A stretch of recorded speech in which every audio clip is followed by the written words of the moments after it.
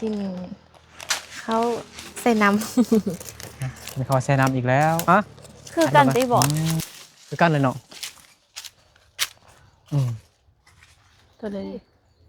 อ้าวตอนไหน แต่มันโคตรจริง ตอนไหนไอ้ว่าไอ้นึกขึ้นให้น้องไปเย่งขึ้นเลยน้องไปเย่งว่าน้องไปเย่งขึ้นได้มัน บ่ได้ ไม่ได้ทำนี้น้องปลาไม่ได้กินเหล้าวันนี้เขา โอ้เขียนผิดผู้บ่าวไทยบ้านใช่เนาะเอ้าคือว่านุ่งเสื้อผู้บ่าวไทยบ้านใช่ไหม นี่ผู้สาวไทย ผู้ มา สาว บ้านเอาหูเบาอยู่ข้างนี้หูเบา อยู่ข้างนะ มีผู้สาวไทยมา ผู้สาว คือปีไก่เนาะน้องปลาขึ้น ใช่เอ้าโทรศัพท์2 เครื่อง เสื้อไวไฟ ไม่ใช่ไฟฟ้า Android เลย เขามีแล้วเขาบ่ค่อยยากสินะ มันหัก อยู่กับไอ้ายแค่เฮ็ดตามหน้าที่แต่ใจนี่ตีจักแม่นอยู่ ขนาดขึ้นต้นไม้ยังแบ่งใจเลย อ้ายใส่เสื้อปุ๋ยแถมมาน้องลาบ่มีปัญญาไปซื้อของหา ไหน แท้ๆวะ รู้ อะไรตีระวังน้ำยางมันติดตี มึงบ่มี ฮะบ่มี น้ำ เป็นยังไง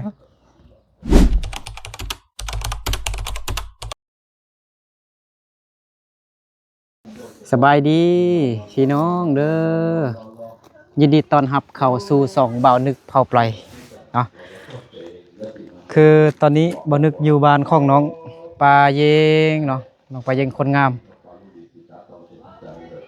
บ้านกิวแคมเมืองเพียงแขวงไสยะบุรีบ่าวนึกไปไสยะมาเนาะไปเบิ่งบุญช้าง เพิ่นกำลังเกลือสร้างอยู่ยังบ่ฮอดวันที่9เทื่อวันที่9ฮอดวันที่16จักมื้อวะ70,000 60,000 50,000เนาะ60,000 70,000เนาะ9 10 11 12 13 14 15 16 8 มื้อจัดงานบุญช้าง8 มื้อพี่น้องเนาะนี่ไปเบิ่งเขาซ้อมซื่อๆเนาะเล็กน้อยเขาเต้นเนาะเมื่อยแฮงขี้ฝุ่นก็ลายได้พี่น้องเนาะแดดร้อนได้ตอนสวยตอนเช้านี่อากาศเย็นๆได้แต่ตอนสวยนี่อากาศร้อน ตอนนี้เราก็อยู่กับแม่น้องปลากับน้องปลาเยงสบายดีแม่เด้อเดี๋ยวมื้อนี้ได้ขายบ่ได้ขายดีบ่ได้ขายจักแสนมื้อนี้นะ ได้เตะเสร็จแล้ว ได้แสนเดียวว่าเก่งแล้วยิบไม้หายกันเบิ่งอันไฟมันกระพริบคือมื้อนั้นเด้อบ่ได้ยินเสียงนะเสียดาย บ่ได้ยินเสียงมื้อนั้นได้ยินแต่เสียงเฮาเหยียบอันมันยังก็เบาไม้แห้งหั่นนะควักขอแกกเอ้าว่าสิมาเอาดอกไม้ว่าซั่นสั่งดอกไม้นำน้องปลาได้ 4-5 มื้อแล้วแต่ว่าน้องปลาเย่งว่ายังบ่ทันแล้วเทื่อแม่นบ่ แม่นเอาเดย์ไล่เดย์สิ ซองามบ่ ฮะ แล้วครึ่งหนึงแล้วบ่ไปเบิ่งได้บ่ ยังเลย ฮะ ยังเลยยังบ่เฮ็ดเสื้อ บ่ได้เฮ็ดเทื่อเอา คิดว่าแล้ว เฮ็ดเดย์ อันอื่นได้มีบ่เอามาให้เบิ่งดูเอามานอกมาให้เบิ่งซอมแต่มันงามแต่รีวิวให้พร้อมเนาะ เพิ่นเห็น เอาขนมให้แม่น้องปลาก่อนขนมเอลเช่อยู่ใส่อยู่นี่บ่อยู่นี่บ่เจ็บหัวแล้วปลาตักแดดตักฝนดมขี้ฝุ่น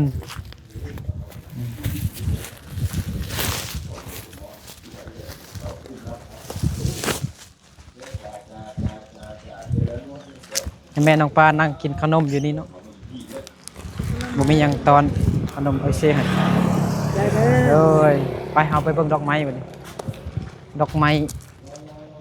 ซอดอกไม้น้องปลาเย่งเฮ็ดขายพี่น้องเนาะน้องปลาเย่งว่ามีคนสั่งหลายว่าซั่น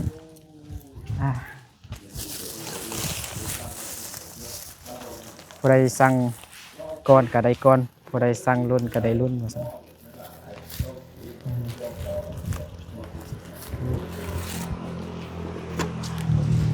เลย อันนี้จักแสนนะ เส้น39 แสน39 เลย 1 มีไฟอยู่ไหน 2 3 4 5 6 7 7 ดอกเซนแล้วก็เป็นสาว แสน39เซน39โดย เธอมีเจ้าของหมดเลยเนาะ โดย อันนี้คือกันบ่ มี นี่จากด แล้ อ ว กไงนะ จะดอกคือกัน 7 ดอกคือกันบ่ โดย คือว่าอันนี้งามกว่าเลยมาสิ จะได้กันงามคือกัน นี่มีเจ้าของหมดแล้วเนาะ แม่น ข้องอันพี่น้องมงเขาบ่หรือว่าเราลุม อ่าเราลุ่มได้ เราลุมได้ ได้ อ๋องามพี่น้องเนาะแต่ว่าข้องบ่นึกยังบ่เร็วเท่า แม่น น่าจะต้นแรกแล้วบ่ แล้วตอนแรก อ๋อต้นแรกเนาะคุณป้ากินข้าวแล้วนะ ท่านก็กินแล้ว กินหยังกับเขาว กินเขาใส่น้ กินข้าวแช่น้ำอีกแล้วมี2 ดอกนี่แล้วนะเฮ็ดแล้วนะ ำแม่น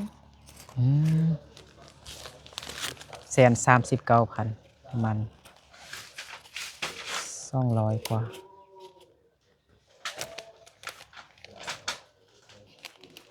ยัง 210 บาท220นี่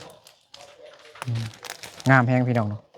แม่ งามคือเจ้าของก็งามทุกมื้อทุกวันงามตลอดเวลาจนมีผู้บ่าวมาจีบหลายคนน้องปลาเย็นก็เฮ็ดหลายใจจักหน่อยเลยมีผู้บ่าวมาจีบหลายอายเบิ่งดอกนี้เนาะอายก็สิสั่งคันอายมีเงินสั่งแต่ดอกซอเดียวกันสีแดงอันนี้สีอ่อน สีอ่อน สีชมพูแมันบ่ แม่น ดอกกุหลาบ14 กุมภาวันวาเลนไทน์คิดว่าน้องยังบ่ทันได้กินข้าวเราสิกินข้าวนำหยอกคืนนั่นเลยอาญาเด้ ไอ้ย่า อาญาบ่ได้กลับบ้านแล้วเนาะ ยัง บ่คิดฮอดเมียบ่ถ้าเป็นอานี่คิดฮอดแฮง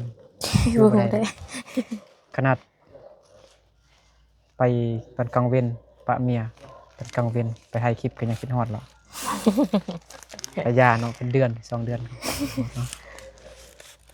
เขาฟังนิทานเนาะ แม่น เมื่อกี้นี่โทรหาน้องปลายิงเราได้ยินเสียงคิดว่ามันน้องยวนห้องประชุมมันยังไงนะ แล้วก็ นี่แหละเมียน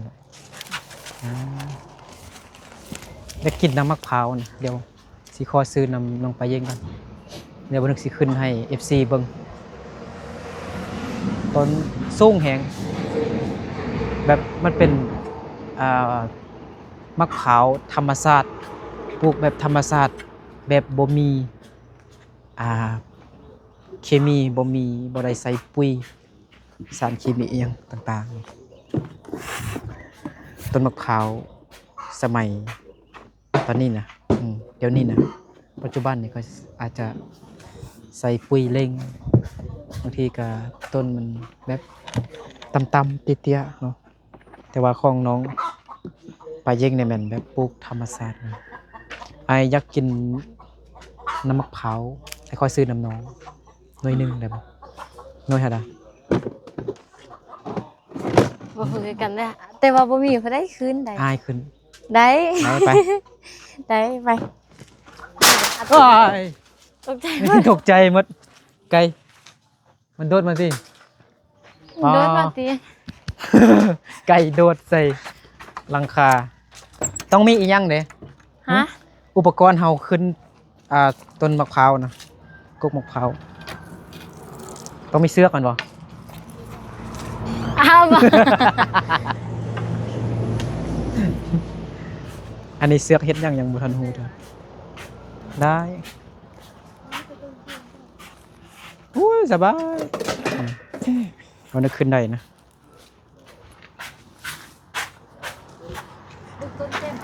ไป มีอันต้นเตี้ยบ่ ฮะ ต้นเตี้ยมีบ่ มี ไปเบิ่งต้นเตี้ยกันเลยเนาะ ไป เตี้ยซ้ำไอ้นึกบ่ ฮะ สู้เด็กก่อน เอาไป ด้ บ่ ปะ อันนี้นะเอาเสือกไปนํบ่ เอาก็เอาเอาก็เอา บ่เอากันเลยติแล้วเสือกนี่เอาไว้เฮ็ดหยัง ปุ๊กหูไอายเอามาไว้หันซื่อ หือ ๆปุ๊กหูเหมือนกัน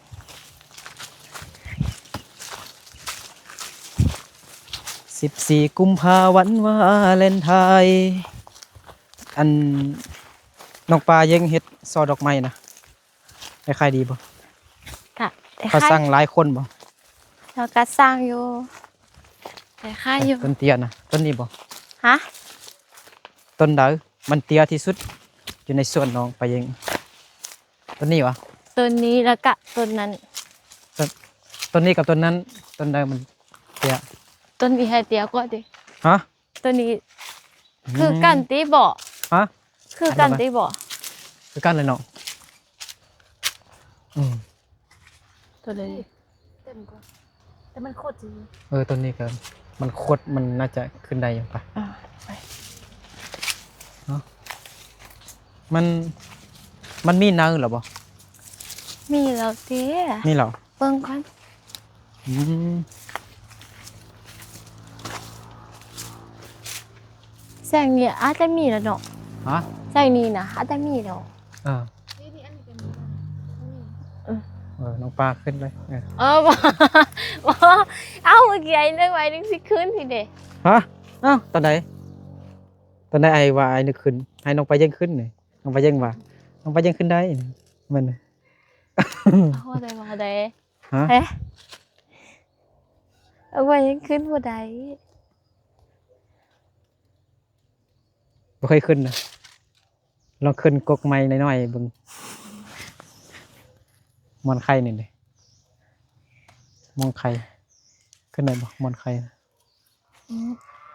จริงๆอะไรขึ้นได้แล้วไอ้ยอกซื่อๆสิให้เหรอ บ่ เอาผ้ามา เอ้า นี่จังได้จังได๋เราบ่มีธงใส่ให้อาจับไปคาบเนี่ย พาลูกเขาได้ตีเนาะ ฮะ แต่กู มัน ได้บ่ ฮะเอาเฮ็ดจังได๋ลูกเอาซื้อนั่นมากินเนาะ เอาทงนั่นแหละ บ่พานี่ต้อง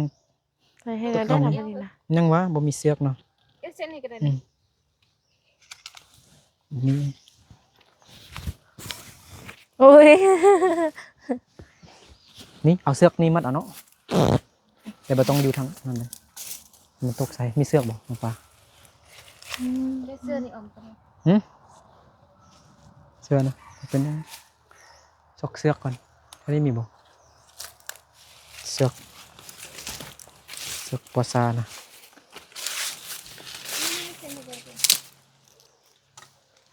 เอาแม่เนี่ยตัวนี้ เมื่อกี้ลืมเอาเสือกอยู่เงินเนาะ ฮะ เมื่อกี้ลืมเอานี่ได้บ่ ใส่อยู่ที่ มันเป็นยาก่อนนี่ แม่นเป็นยา เป็นยาหยัง โอ้ยกันเพราะว่าเป็นยา ต้องทำแม่น้องไปบ่แม่นสะคานน่ะ บ่ บ่แม่นเนาะมันเป็นยาอันมันจะคมๆกว่าเนาะ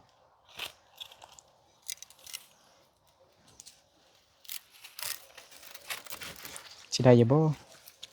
มันสิบ่บาดตีนเฮา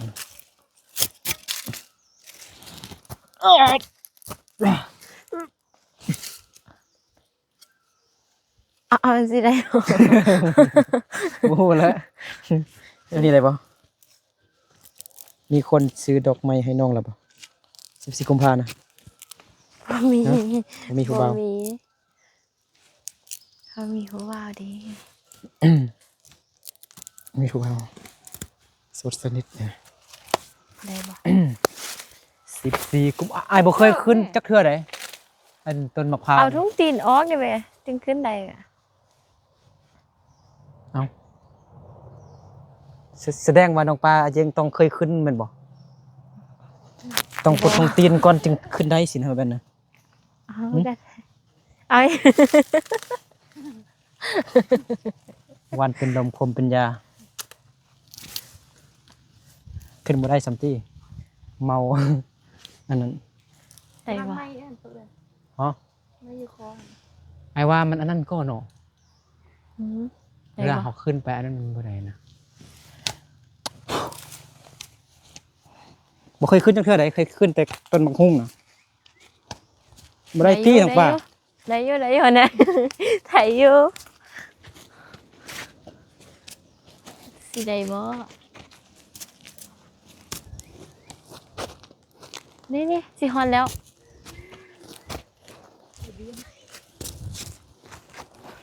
บ่ได้ ได้แต่ซ้ำนี้น้องปลาบ่ได้กินเหล้ามื้อนี้เฮา ได้บ่ หืม ได้บ่คันตัวนี้บ่ได้ไปขึ้นตัวนั้นก็ได้ ตอนนี้มันคือว่า ใหญ่เลยเนาะ มันใหญ่เนาะ แม่น กันติ บ่ตัวนั้นแท้กกมันน้อย แต่ว่าเบิ่งสูงมันคือสูงเลย ค่อยๆได้ค่อยๆได้ บ่มันมีอันนี้นี่นะเห็นบ่ดำๆหั่นน่ะ เป็นยัง มันบ่แน่นนะกินเฮามันบ่แน่น อ๋อตัวนั้นแฮงมีลายกว่าซั่นนะ หืม อันนั้นแฮงมีลาย บ่กินเลยเนาะบ่กินเลยเนาะน้องปลาเนาะกินมะกล้วยเนาะ ได้พี่ไอ้ อันต้นสูงอันเขาอันเฮ็ดคันไดขึ้นก่อนเนาะ แม่น เฮ็ดบันไดขึ้นก่อนเนาะ แม่น เอาพาบักไปนะตอนนี้ยังอยู่บ่ ฮะ ยังอยู่บ่ ไปเบิ่งก่อนเลย คันมีบันไดมีคันไดแล้วให้น้องปลายิงขึ้นเนาะ บ่กาบ่กา เท่าแล้วบ่กาขึ้นสูง เท่าแล้วบ่กล้าขึ้นสูงนะ เออ จักปีแล้ว 18 อ้าย50แล้ว บ่ว่า ไป ไปตัวนี้ บ่กินน่ะยากนะ ยาก อยากกินก็อดเอาก่อนนะมียอดมีมักอันนี้เด้น้องไปยังบ่ไป3 โมงว่าจังได๋ มีบ่ เคยถามอยู่แต่ว่าลืมแล้ว พระยานาคเห็นบ่ ปลาจง ฮะ ปลาจง ฮะ ปลา ปลา แม่น ปลาสง แม่น ปลาสง ปลาจง ทางรถซิ่งเขาไปใส่นี่นะโอ้ยอันนี้คือว่า สูงกว่าตัวนั้นบ่กินเหรอปะ ฮะ บ่กินเหรอ แม่ดองแม่ ดอง เขากระเดิบเฮ็ดคันใดขึ้นนี่เขาบักขึ้นนะรถซิ่งเขาเฮ็ดจังไดนะ เขา รถซิ่ มาง ตัง ซื้อไว้สัก ไปซักน้องบ่ แม่นมี2-3ตัวนี่แล้วเขาจะเอามาซื้อขายค่ะ ลงไปยังสิรวยแบบนี้เนาะใครมาซักน้อง โอ้2-3ตัวซื้อๆ อ๋อต้นละ10 ล้านเลย บ่ขอ ต้นเท่าใด โอ้โหกันไม่ได้ค่ายซื้อๆเปล่าได้ค่ายอ่ะว่าขึ้นแล้วบ่ บ่ขึ้นแล้วขึ้นได้จังได๋ต้นเมื่อกี้ก็ยังเปียกกว่านี้ยังขึ้นบ่ได้เนาะโอ้ ได้ ปั๊มเลยบ่ อืม บ่ปั๊มดอกพี่อันนั้นไม่เห็นบ่มันมีอันดำๆมัน อืม ไปกินเลยหางหนู อันนั้นคุณก็มี นี่เอาตัวนี้กบมัน อืม กบมัน ทีนี้เด้ นี่เขาเฮ็ดคันไดเด้เนาะเห็นบ่ป่า อ๋อต้องยอก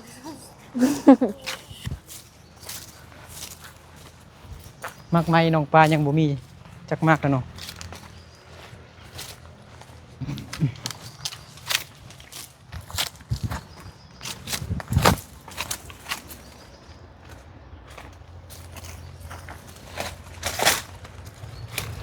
น้องปลาขึ้นก่อนนะ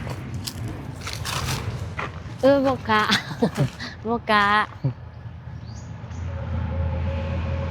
เอลี่ขึ้นบ่ คือเดือยหนึ่งมัน เอลี่อันนี้ออกมาแล้วเด้ผู้สาวมัดไอแมนนะ สูง แพงดูอ๋อง่ายเอ้าเขาอันเฮ็ดคันไดนี่คือว่าเครื่องนึงซื่อ เขาเฮ็ดบ่ฮอดถึงก็ ๆอ๋อบ่ฮอดเท่าเนาะปั๊มอะไรบ่เฮา ได้ คันปั๊มได้เนาะบ่ขาดดอกมื้อนี้ไปบ่กินแล้ว สูงโพด กินอย่างอื่นเอาไปกินอันมักเฟืองเอาเนาะ ได้ มักเฟืองน่ะกินน้อยเป็นยาก็กินหลายก็บ่ดี แม่นแหละ อืม ไปเบิ่ง มักฟืองบ่ มันมี มีเนาะบ่ ไปเบิ่งก่อนว่ามีบ่ มีอยู่บ่ มีแต่ว่ามีบ่หลายแล้วในช่วงนี้นะ นะผู้เบาไทยเบาเนี่ยกว่าเสื้อน้องนะผู้เบาไทยเบาน่ะ แต่ว่ายังก็ผู้บ่าวไทยเบา โอ้โหซื้อมาแล้วเดี๋ยวก็ บ้านยังไงนะบ้านยังก็ภาษาอังกฤษเป็นเท่าไหร่ภาษามงเนาะบอก ฮะ เป็นภาษามงเนาะ นี่นะ แม่นมีเท่ากันนะ บ่ อ่านว่าจังได ภาษาอังกฤษว่ะ ภาษาอังกฤษอันนี้ B A N หั่นนะ W N อีกอย่างนึงอยู่ทางหน้าเราก็มีเลยนี่บ่ผู้บ่าวไทยบ้านเนาะแต่ว่านี่คือว่าผู้บ่าวไทย แต่ว่า ไทยบ้า เขาจะเขียนบ่ถือ โอ้เขียนผิด ผู้บ่าวไทยบ้านใช่เนาะ อืม เอ้าคือว่านุ่งเสื้อผู้บ่าวไทยบ้านใช่น่ะคือว่าเป็นผู้สาวไทยบ้านเนี่ย เขาจะเขียนผิดเลย ผู้บ่าวเฮาติ บ่ เออ นี่ผู้สาวไทย ผู้ บ้า ไทยบ้าน เอาผู้บ่าวอยู่ข้างนี้ผู้บ่าว อยู่ข้างหน้า มีผู้สาวไทยบ้าน ผู้สาวไทยบ้านใช่บ่มีสิมีอยู่ มีอยู่ ตอนนี้เนี่ยขึ้นได้แมันบ่น้องปลาเอาขึ้นได้บ่ ได้อยู่ตัวนี้นะ ฮะ ตัวนี้ให้ได้อยู่ ขึ้นมึงดู อะ อันใดบ้านก่อน ตัวนี้ส้มตัวนี้ว่าน อัน บ้า บ้าน น บ่ ไปบ้านไปซื้อออกจาก10,000ได้จักหน่วยนะ บ่ค่าย บ่ขายยังบ่ขาย บ่อยากค่าย มันจะเป็น ให้น้องปลาขึ้นว่ะ น้องปลาขึ้นดูขึ้นได้บ่ซั่นน่ะ ได้ บ่ได้ติ ได้ ถ้าน้องปลาขึ้นได้นี่สิให้ผู้บ่าวซื้อดอกไม้ให้ดอกไม้แคมทางนะ จับโทรศัพท์ไว้เลย นี่คือปีกายเนี่ยเนาะน้องปลาขึ้น เอ้าโทรศัพท์2เครื่อง เสื้อไวไฟ ไม่ใช่ไฟฟ้า Android เลยเป็นบรายตี้มันฮักมันอันนั้นเด้ ได้อยู่ มันอันนั้นแล้วงานมันตายเลย อ๋อ ไม้ขึ้นก็ได้ไอ้ขึ้นก็ได้ ได้อยู่ โอ้ยเป็นตายานแท้ไอ้ขึ้นก็ได้ ได้ขึ้นก็ได้ ไอ้นี่ขึ้นก็ได้ ขึ้น2คนเลยสิ ขึ้น2คนเหรอน้องเอาเอลีจับนี่เอาขึ้น2คนเนาะให้น้องปลาขึ้นก่อน ได้ มาแข่งกันเก็บเพื่อได้ไล่เพื่อได้กินขนม ได้ เอ้าบ่มีทงยางเนาะเอาลืมเอาทงยางมาเมื่อกี้ เอาแบบนี้ก็สุกแล้วติเจ้าของละบ่ฮู้อีกอ่ะ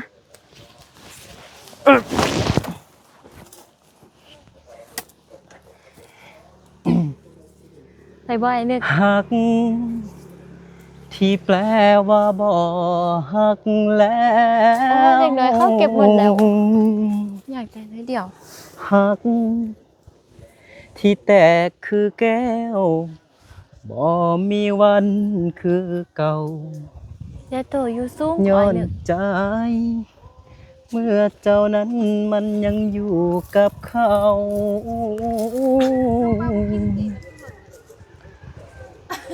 บ่ค่อยมักกิน กินอยู่แต่ว่าเฮามีแล้วเขาบ่ค่อยอยากสิน่ะ อยู่กับอายแค่เฮ็ดตามหน้าที่แต่ใจนี่ตีจักแม่นอยู่ ขนาดขึ้นต้นไม้ยังแปลงใจอยู่ ฮะ ว่าอายนะ ฮะ ขนาดขึ้นต้นไม้แหละอายยังแปลงใจอยู่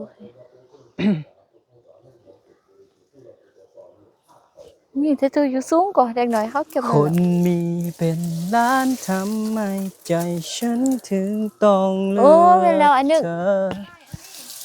คนที่ไม่เคยเห็นความสำคัญ ในตัวฉันเลยอยากจะตัดใจลบเธอออกไป ได้แล้ว แต่ก็ทำไม่เคยได้เลย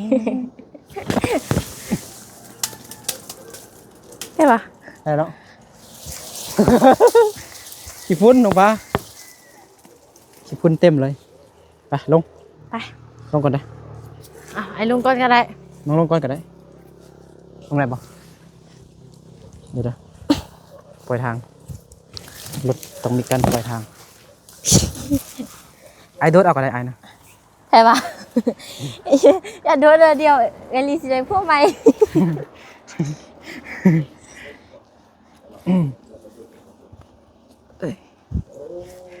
อ้ายใส่เสื้อปุ๋ยแถมมาน้องลาบ่มีปัญญาไปซื้อของห่าง รู้สูตรแค่เขากับเฮาข้างทาง บ่ได้เอาพวกยากมาใส่ดิ พาย่างตลาดนัดวันเสาร์อายขี่รถห้างหมุนพ่อแม่ให้กับหัวใจที่มีพร้อมให้เจ้า อยากได้อีหยังก็จังค่อยสร้างสู่เอาอายย่านแต่เจ้าสิบ่ฮักกับผู้บ่าว มั่งนี่นะ บ้าน มีว่า ๆเฮ้ยนี่ได้ดับนี่ เวลาสิได้พวกใหม่อะ ซอกหาเกือบอยู่อิสากาเอาไปซอยแล้วก็เฮ็ดน้ำจิ้มแซ่บ บ่ได้ตี้ถ้ามันหวาน ๆได้ มันบ่ดอกปลา แม่นเอาตัวส้มเอา สบายดีเชาลี่ ไปดี สบายดีสิปิดคลิปแล้วสบายดี หวาน หวาน ก็มีหวาน หวานเป็นลมคมเป็นยาบ่ล้างสำเนึกพญาติได้ เสร็จเอา เช็ดเอาหนึ่ง อืม เช็ดเอาขี้ฝุ่นยังติดอยู่เลยต้องล้างน้ำล้าง ไปใส่สไลด์ล้างใส่สไลด์ก็ค่อยกิน ที่บ่แม่ เอฟซีกินบ่แซ่บก่อน สิกินได้ มาเดินมากินมักเฟืองนำกัน กินไล่แล้วมันจะเป็นก่อนมันจังไหนวะมันฟาดเฮ็ดให้ปากเขาแบบฟาดอหย่าง แม่ ก่อน นแต่ว่าต้นนั้นมันต้น เอาเก็บไป ดี๋ยวได้ส้ม คิดไปหมดนะเสียดายนะ มันหวานน่ะสิได้เนาะ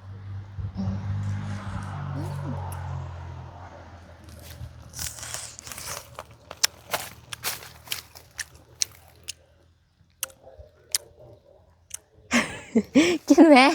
ไอ้เนี่ย กินแม่ อยู่กับอายแค่เฮ็ดตามหน้าที่ บ่สงสัย แต่ อันหนึ่ง ใจ สิ นี่ตีจักแม่นอยู่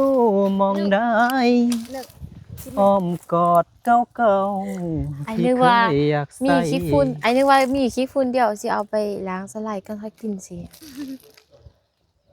หน่อยนึงน่ะ เอาสไลด์ล่างกันนะ เอาไว้หนึ่งจับก็ได้หนึ่งเก็บจับก็ได้ สบายดีซอรี่ สบายดีแล้วจับมันไปเอาไปตัดตรง ตัดยัง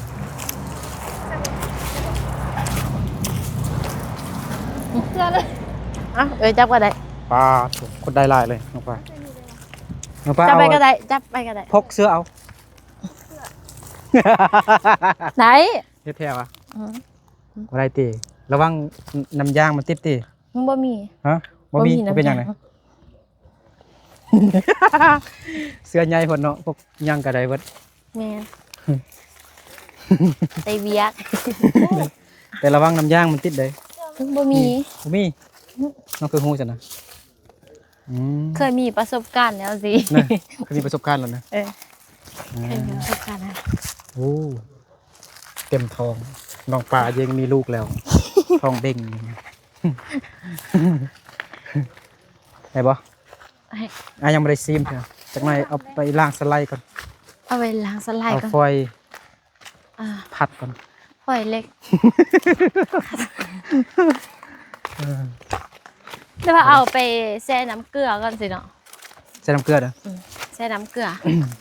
ให้สั้นเคมีออกหมดก่อนสิ สารเคมีปลูกกับธรรมชาติบ่ได้ปลูกบ่ได้ใส่ปุ๋ยเลย เสื้อเรา ฮะหรือว่าเฮาไปดองเราบ่เราข้าวน้องปลายังเคยกินบ่ แต่ว่าเคยกินแล้วมักเฟืองอยู่ บ่เราข้าวสดๆเลยนะ บ่ กินบ่ซื้อให้กิน ซื้อให้จัก2แก้วกินหมดบ่ บ่กิน กินส้มอยู่นี่บ่ ได้ เนาะเอาล้างก่อนเนาะ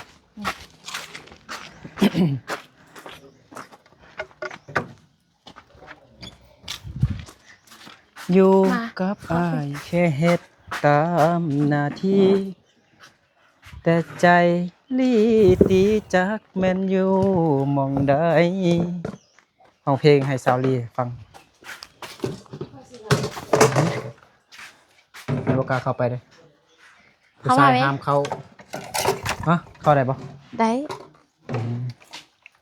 ยังบ่ได้ล้างถ้วยซ้ำ บ่ต้องเว้าดอกลาประหยัดไว้สาคำอธิบาย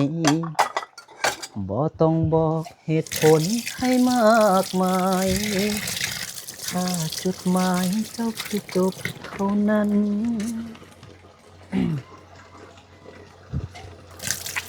แตงปลาไล่ให้ปีนกินไก่นะภาษามงคลมันไก่ไก่ไก่ ไก่ ไก่คือไก่ใช่ไหม แม่ล้าง เป็ดเป็นออ แม่ อ่า ออก ม้ามันเอา แม่ หมูมันบัว แม่ อ่า เก่งแท้ อ่าควายมันตื้อ แม่ งัวมันงัก ยู่ ยู น้องยังก็น้องอันดวงใจกับน้องปลาเยงไอ้แม่นน้องปลายงแม่นน้องปลายงแม่นงัวว่าอย่างไรนิวส์มีตัวเอสทางไทยนะคือภาษาอังกฤษคนเบิ่ง ยู่ บักไกไล่นิวส์ เดี๋ยวมาสร้างกิจเด้ มีตัวเอสทางไทยเป็นภาษาอังกฤษเอาเนาะมีตัวเอสทางไทยนี่มันเพิ่มมาอีกเลยเนาะจำนวนหลายเลย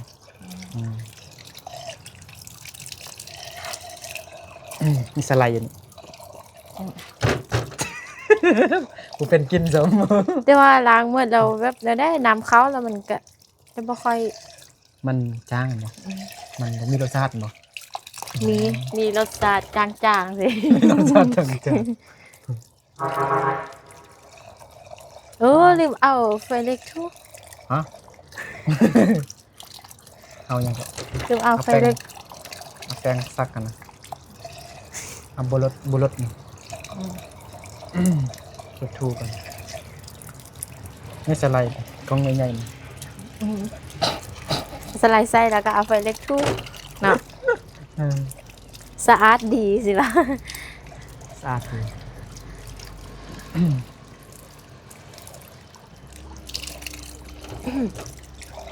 อายาเห็นเว็บยังไงนี่ ไอ้ย่าวะ คนสวยนะ ไอ้ย่ามือเช้าย า นี่ ขายวะ มือเช้านี่ไอ้ย่าเขาจะเอาไปรวมเดี๋ยว โดนโรงพยาบาล แม่ ก็พวกละคน แม่ เอาน้องฟ้าบอกไปให้อายาไป ไอ้ย่าไป เขารวมอีกยังเนาะเขาจะเห็นยังเนาะ ฮะ เขาจะเห็นยัง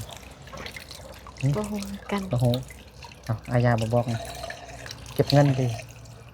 อยู่บ้านเดลี่เขาเก็บเงินตลอดเงินนี่เงินพันธะนั่นอันนั้นอายาเงินบูรณะโรงเรียนมัธยมปฐมเงินเก็บพัวคามไปภาษาเลย4 เซนยังบ่พอยังไปเก็บนำไปนำประปาเดือนละ3-4 แสนคนไปขนำเลย เขาเลยอยู่คุณอันใส่น้ำปลาว่ะ แม่นเป็นนำประปาเส้นนำปลาเย็งปลาเย็งเอาล้างลายเถอะกินหมดอยู่ล้างไหวเนาะ กินให้หมดโอ้ แม่น้องกินกระไดอยู่บ่เป็นยาเป็นเมืองกินลายก็ว่าบ่ให้กินลายเลยมันมีทางดีแล้วก็ทางบ่ดี บ่คันว่ากินเป็นยาแฮบ่ล้างสิ กินเป็นยาบ่ต้องล้างเนาะล้างแล้วอันนี้ก็ ยาวหมดแล้วสินะ ยาไล่ไปเบิดเลย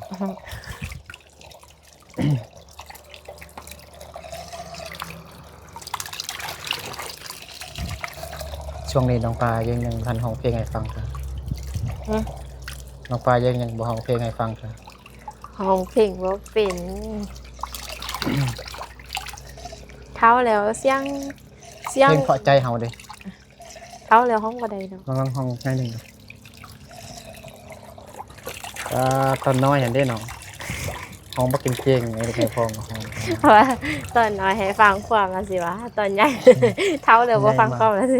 ใหญ่มากก็ต้องฟังความเดี๋ยวตอนน้อยขี้ดื้ออยู่นะเสียงน้องแบบดีแฮงนะเหมาะกับเพลงกันเลย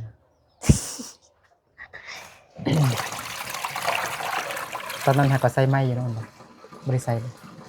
แต่น้องห้องอยู่ห้อง สา ไม่ใส่ไม้อยู่ ใส่ดิฮะ ไม่ใส่ดิ สา แค่น่ะ สาตอนนั้นแท้อันไอ้นี่กับน้องป้าครับไป บ่มีบ่ได้ซื้อเทื่อใหม่ ซื้อ ไอ้บ่ได้ซื้อเทื่อ ซื้อฮะแล้วเอาไปเสียหยาอันยังก็ซ่าลอยหั่นนะแล้วน้องปลากินน้ำหั่นนะแล้วว่า แล้วไอ้นึกว่ายังก็อันต้นไม้กินน้ำสินะ ต้นไม้กินน้ เออ ำต้นไม้กินน้ ดื่มแล้ววะ ำเสียงไม้ไผ่กินน้ำเนี่ย อืม แขกขอแขกแอด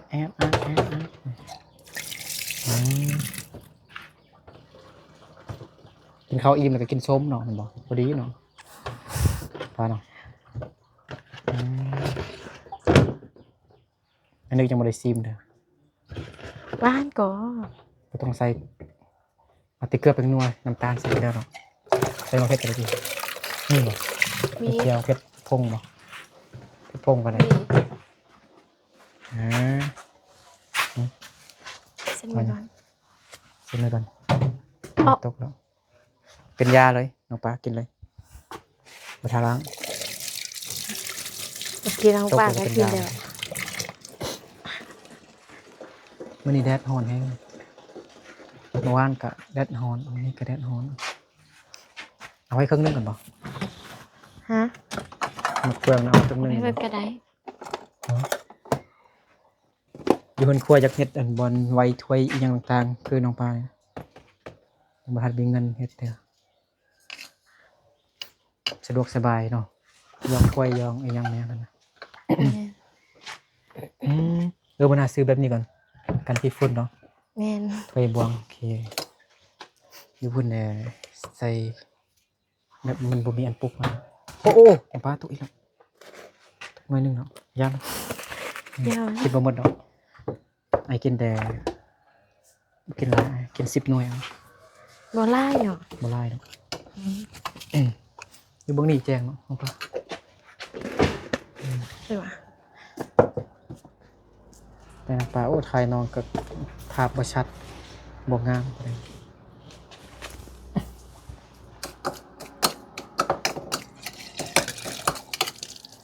มีแต่หน่วยเดียวนี่ตกอยู่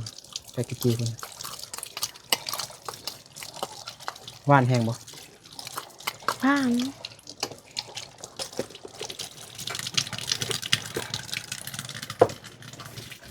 หรือว่าเอาเส้นนี้ก็ได้ ลึบลึบอึบเนี่ยซีมาก่อนเป็นรสชาติเป็นไง พอดี พอดี แบบปานกับวานส้มกับส้มมันพอดีอยู่ปานกลาง แม่น ครับครับตัวน้อยมากินก่อนตัวน้อยก็มากินตัวเท่าก็มากิน กินได้แค่นี้ก็ได้แล้วไปกินอยู่น้องคอนก่อนกินไม่เห็นเนาะ นี่เท่าไหร่ กินอยู่นี่เนาะ กินเกลียนอะไร ฮะเดี๋ยวเอาตังค์ เบิ่งมะกล้วยน้องปลามาหักขนาดหน่อยเกินว่ามะกล้วยคำเดียวเห็นบ่มะกล้วยคำเดียวเนาะ บ่แบบกับกล้วยหอมนี่เนี่ยแต่ว่าตอนนั้นเป็นวีสุดท้าย ไอเอิญมะกล้วยคำเดียวกินเลยกินเลยอาหารของเรา กินไหม คำเดียว กินสิ้นสวรรค์ได้บ่ ฮะ สิ้นสวรรค์เรียกเอาสิ้นสวรรค์มาดู อยู่ใส่ นี่กับใส่อัวมากินนะน้ำใส่อัว ดูเบอร์อ่ะ สิ้นสวรรค์ก็ใส่อันบ่อยู่กับตารถนี่ กับไส้อ้วนเนี่ย10ชวัน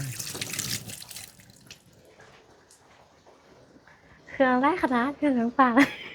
ฮะ มีมรดกไล่ขนาด ฮะดีแล้วมีเครื่องหลายตะไคร้ อย่าสมุนไพรแม่อยู่นี่ ไปสมุนไพรนะ มา 10เอา1.0ภาพจึง ส ชัด วัสดี สบายดีน้องน้องจี นอกเขา น้องเก๋า โดย โอ้ยปลาหายเถอะเตะบ่นึกหรอก ว่า บอกค่ะ กินกับเขาเอาปลา มากินข้าวเนาะ ฮะ กินบ่เอลี่กับอันนี้ได้กินข้าว กินแล้วสินชวนมากินกับเสวน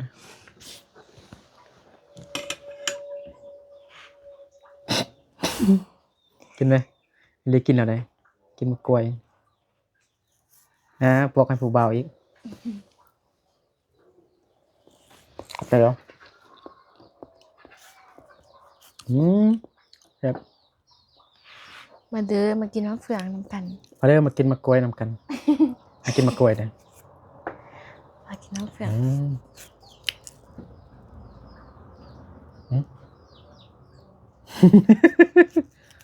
ช่วยเลยพักผ่อนก่อนเนาะพักผ่อนก่อนจะนอนอย่างเห็ดเวียกเนาะ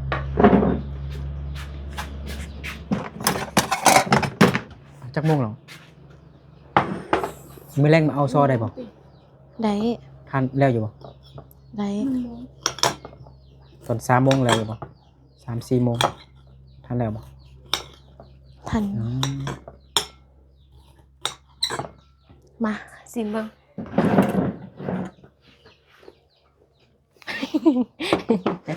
มา ให้ FC เบิ่งให้ชัด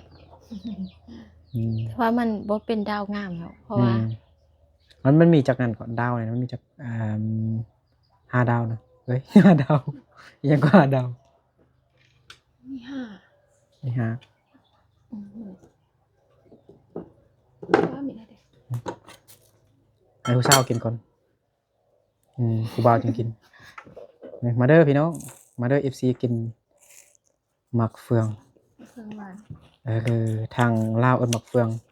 แต่ทางไทยบ่ฮู้ว่าเอิ้นหมักอีหยัง เอา นึกโปเกินมือดีแล้วเนอะดีแล้วบ่มันมีเล็บออกมาแล้วบ่ มีแล้ว มีแล้วอ๋ออีกตืมจาก5 เดือนก็ปกติแล้ว ใช่ไหมแต่นั้น งามคือเก่าหั่นแหล้ว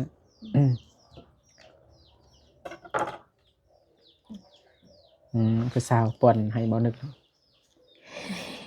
มีจำเกลือจัง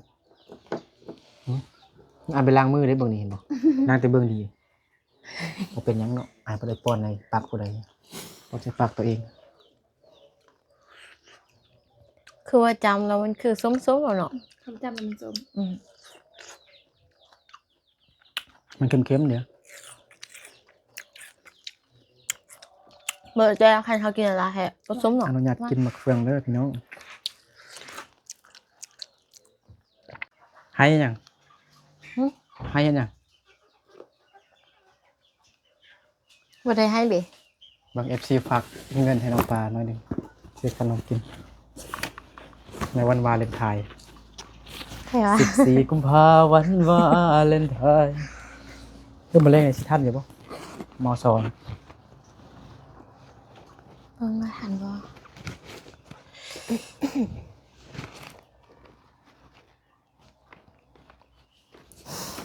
มีแต่เงินเข้าอยู่กระเป๋าเบานึกกันเบานึกบ่มีจักพัน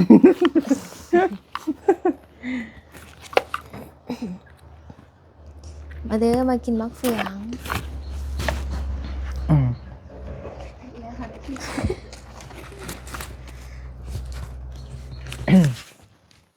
คุณยายใจบุญเพิ่นบอกให้ออกซื้อพี่น้องเนาะFC เพิ่นฝากเงินให้น้อง 1,000 บาทไปซื้อขนมกิน ในวันวาเลนไทน์ ยังบ่ฮอดเถื่อหรือว่า สิเก็บเงินไปเที่ยวบุญช้างก็ได้นะผู้ใหญ่เพิ่นบ่ให้ออกซื้อเนาะ1,000 บาทได้600,000 กว่าพี่น้องเนาะแต่บ่มีเงินน้อยเนาะให้น้อง700,000เลยป่าจดมากดมาใหม่นี่เห็นบ่ยังหอมอยู่จักหอมจักคิ้ว ขอบใจเด้อขอบใจเด้อ น้อยอ้าวอวยพรให้ผู้ใหญ่เพิ่นเด้อวยพรให้ผู้ใหญ่เพิ่นเด้น้องปลา ขอบใจเด้อขอบใจหลายๆเด้อที่ยังเอา ฝากเงิ เงิ น น ให้น้องปลา ฝากเงินให้น้องป่าแน่ เที่ยวบุญช้าง แม่น ขอบใจหลายๆเด้อที่ยังเอาเงินให้น้องป่าได้ น้อย ซื้อเครื่องซื้อของให้น้องป่าได้สิเด้อ ได้ ขอบใจหลายๆขอให้จงอยู่ดีมีแหงความเก็บยาให้ได้ความไข้ยาให้มีขอให้สุขภาพแข็งแรงเด้อค่ะ น้อย ขอบใจสาธุ สาธุขอให้ร่ำให้รวยเด้อผู้ใหญ่ใจบุญโดยโอเคเฮาก็อยู่นี่ก็สิฮอดเป็นชั่วโมงแล้วพี่น้องเนาะเดี๋ยวบ่นึกกับซาวลีเดินทางกลับบ้านก่อนเนาะน้องปายงก็บ่อยู่บ่ได้แวะน้องปายงบ่ได้ไปแวะน้องลาซ้ํเนาะมื้อนี้น้องปายงน้องลาก็ไปรับจ้างสวนบักมู่จีนพี่น้องเนาะหาเงินสิไปเบิ่งบุญช้างว่าซั่นน้องปายงน้องลาเด้ ก็เลยมาแวะหาแต่น้องปายงเนาะวันนี้น้องปายงก็ต้อนรับอย่างดีเนาะส่วนบ่นึกขึ้นกกมะพร้าวบ่ได้ขึ้นกกมะเฟืองได้มากินกันอยู่นี่เนาะมันม่วนเนาะโอเคก็ขอบใจขอบคุณผู้ใหญ่ใจดีผู้ใหญ่ใจบุญเพิ่นหลายๆเด้อแล้วก็ขอบใจน้องปายงที่ต้อนรับเป็นอย่างดีพี่น้องเนาะ โอเคเจอกันในคลิปต่อไปพี่น้องเนาะอยู่ดีมีแรงเบิดสุขทุกคนสาธุบ๊ายบาย